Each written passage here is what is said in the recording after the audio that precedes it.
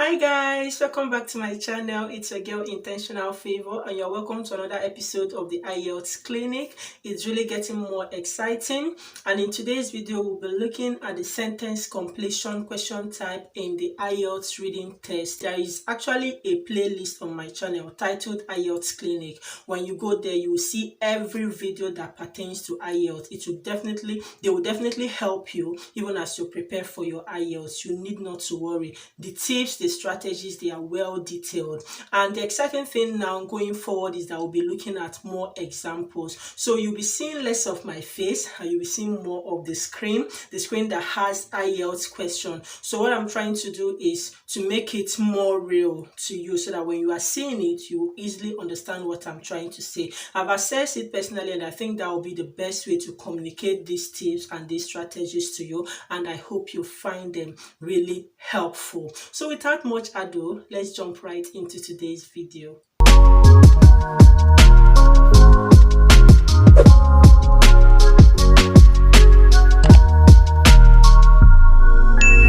So guys, this is a typical example of what the IELTS sentence completion question type looks like. As you can see, in this particular question, it contains questions 4 to 6, 3 questions in total. And with this particular question, I'm going to be giving you all the tips and strategies you need for the IELTS sentence completion question type in your reading test. Now, when you look at this question now, one thing about it is that you are given some sentences with gaps in them, all right? So you can see some gaps in the sentence which you are to complete. That is why it's a sentence completion question type. So you'll be asked to complete them. Now, the first thing I want you to note is the instruction. What instruction are you given? You are told no more than 2 words. No more than 2 words. That's an instruction you should check out for. I've said it in every of my video. Your instruction is very, very important. The reading test, you can do very well in it, but sometimes cheap questions are what people miss as a result of not abiding by the instruction. So you should not exceed 2 words. So what this means is that our answer can be 1 word, it can be 2 words. Those are the only options we have. It can be 3 words or more. So it can only be 1 word or 2 words. Now, if you look here, there is another instruction that you should pay attention to, and that is from the passage. Can you see that? From the passage. So this is an instruction on its own. So what it's trying to tell us is that we cannot change the words from the passage. Our answer must be exactly in the passage, as it is in the passage. So no paraphrasing, no use of synonym. It must be the same word from the passage. However, note that this instruction can vary. Yeah, it can change from question to question. So in another question, you can see your instruction being no more than 3 words. That accommodates another option of writing up to 3 words.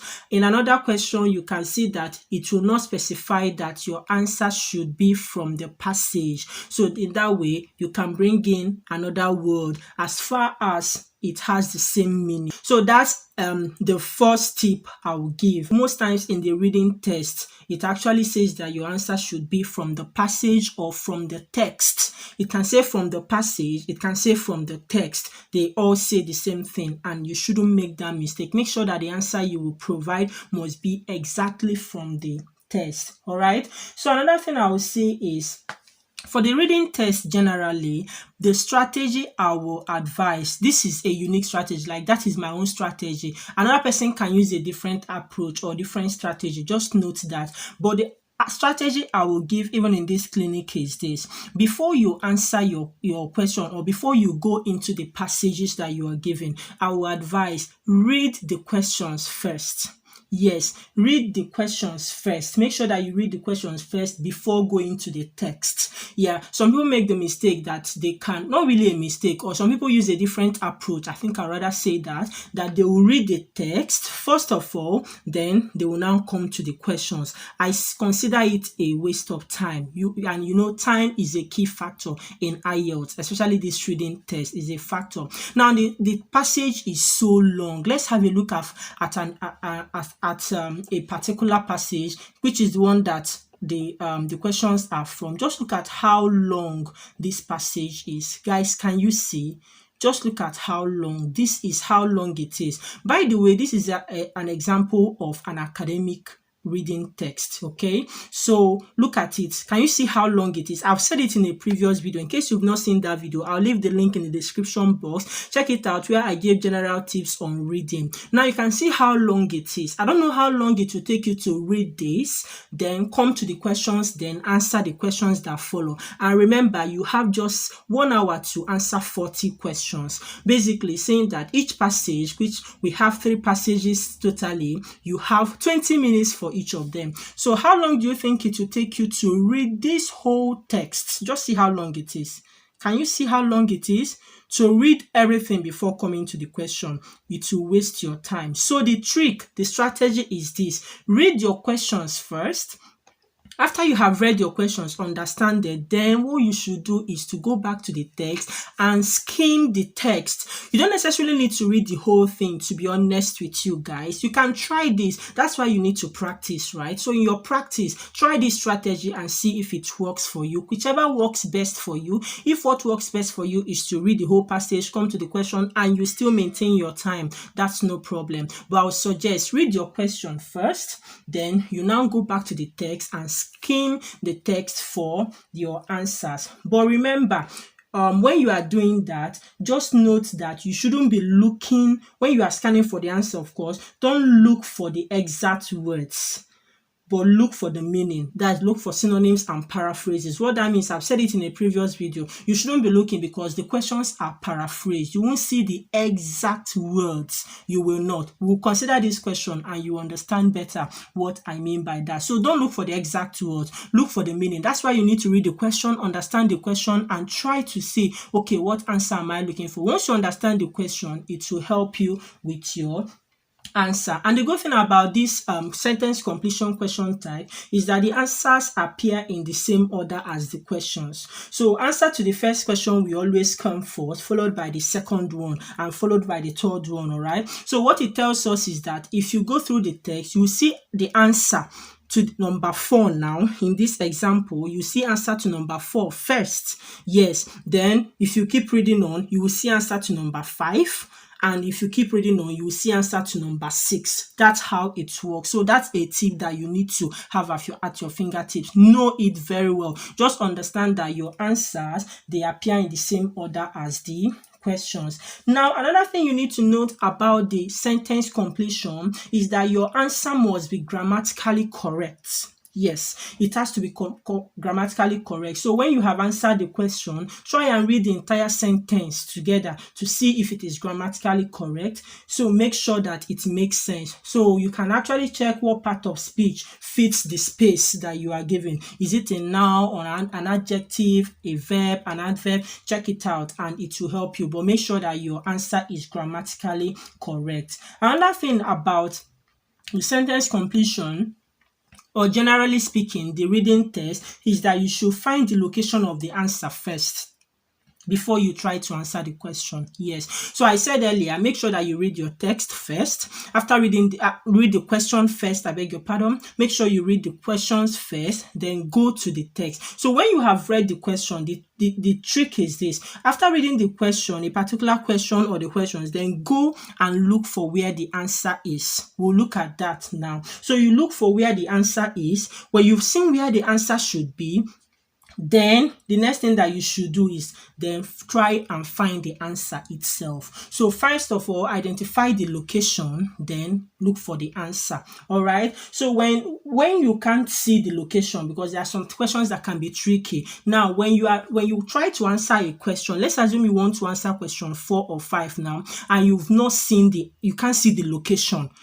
That means if you can't see the location, it will be difficult for you to actually find the answer. So what you should do is to what? Move on. I always say it. Move on. Don't let that put you under any pressure. Don't panic. Just move on. Now, when you are moving on, remember that the answers, they come in order, like I said before. So if you find answer to the next question, what it tells you is that the answer to the previous one is above it. All right. So let's give an example that you are looking for answer to question 5. You can't find the location, but you have already already answered question 4 and you know where the answer to question 4 is. That's a location, right? Then move on, leave question 5, go to question 6, for instance. And when you see the location of question 6, then you answer question 6. What it tells us, what it will tell you is that the answer to question 5 lies between the location of question 4 and 6. That way, you can now come back and now look specifically and carefully look for the answer to question, for the location of question 5, and subsequently you will find the answer.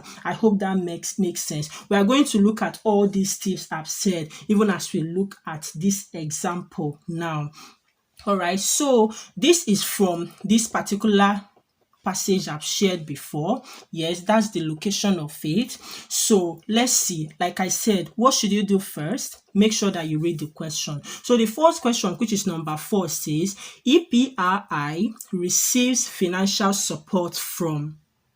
So EPRI receives financial support from. All right, so I am now asking where EPRI, I don't know what EPRI means, for instance, but I know that it is what? It might be an organization receiving financial support or a project receiving financial support. So where does it receive financial support from? So I'll just go to this question, this passage rather, and of course, in my scanning already, I can see where EPRI is. First paragraph, second paragraph, I see nothing like EPRI. That means my answer is not there. So obviously, probably, if we had started the question from the first number 1 to 3, probably the answer to number 1 to 3 might be in the first 2 paragraphs. But I've seen where EPRI is, which is here, and that is my concern. So I'll start reading.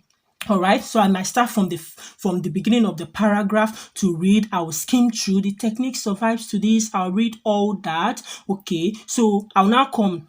I'm reading from here. I don't want this video to be too long. So the technique survives to this day at a test site in Florida, run by the University of Florida with support from the Electrical Power Research Institute, EPRI, based in California.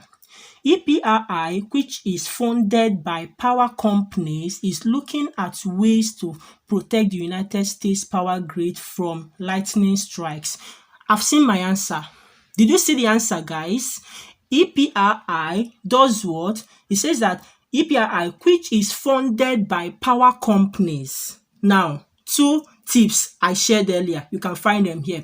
Now, what's our question? The question says, EPRI receives financial support from where? Financial support. We can't see anything like financial support here, kind of. But we can see that it was that, but even where you see support has nothing to do with that. I can see that which is funded by power companies. So receiving financial support is the same thing like saying that they receive funding from power companies, right? So, and remember, our question, instruction we are given is that we should select no more than 2 words from the passage. So what does that tell us? The answer is power companies. Do you get it? So based in California, EPRI, which is funded by power companies. So EPRI is funded by power companies. In other words, say it another way, EPRI receives financial support from power companies. Can you see? So when you are skimming, make sure you don't look for the exact words. Now you start looking for financial support. You didn't see financial support. What you saw is what? Receives funding or is funded by, right? We saw that it is funded by. That is the same thing as saying receiving financial support. That tells us. So what's our answer? Our answer is power companies. And you see, if you read it, it's grammatically correct. EPRI receives financial support from power companies, and no more than 2 words. Power companies, that's 2 words. So that's it for question 4. Now the next question, the advantage of the technique being developed by Dales is that it can be used. So it's asking us for the advantage of a technique developed by someone or an organization. We don't know if Dales is someone or an organization, but Dell developed a technique. So what is the advantage of that? All right. So we now go back to our text again. Of course, we already know that EPRI is here. So we should move down forward to skim and see where our answer is. So if you are skimming, of course, one thing that reading test will test is your ability to skim through passages as quickly as possible and find the location of your answer and then your answer. So I come here skimming through. Where is the location of my answer? Oh, I've seen where Dels is. This is the first mention of Dels. So you skim fast. See, this is Dels. Okay, that means this is the location. Then let me look for my answer. And anyway, who would want to fire streams of rockets in a populated areas? So this tells me that, okay, maybe I should start from the beginning to read so that I'll get the context. But reading that quickly, you now come down to where Dels is. So what goes up must come down, points out Jean Claude Dels of the University of New Mexico. Dels is leading a project which is backed by EPRI to try to use lasers to discharge lightning safely. And safety is a basic requirement since no one wants to put themselves or their expensive equipment at risk. With around $500,000 invested so far, a promising system is just emerging from the laboratory. I think, guys, I've seen my answer. Remember, I'm looking for the advantage. What is the good thing? What is the benefit of a particular technique developed by Dels? And I've seen what it's like. It says here that Dels that he's leading a project which is backed by EPRI to try to use lasers to discharge lightning safely. And safety is a basic requirement since no one wants to put themselves or their expensive equipment at risk. So nobody wants to put their expensive at risk, and Dels developed something of discharging lightning safely. All right. So that tells me now you can see, and safety is. So that tells me that my answer should be what? That the advantage of the technique being developed by Dels is that it can be used safely. All right. Yeah. So try and make sure that your answer is grammatically correct. You see. So you can now talk about safety here. Okay. Generally, it gives you an idea that it's talking about safety. All right. But you cannot just come and write safety. Of course, you can even see that it is what? Safely. Try to use lasers to discharge lightning safely. So that's an advantage because no one will want to put themselves or their expensive equipment at risk. That tells us that our answer is what? Safely. Quickly, the last question is that the main difficulty associated with using the laser equipment is related to its what?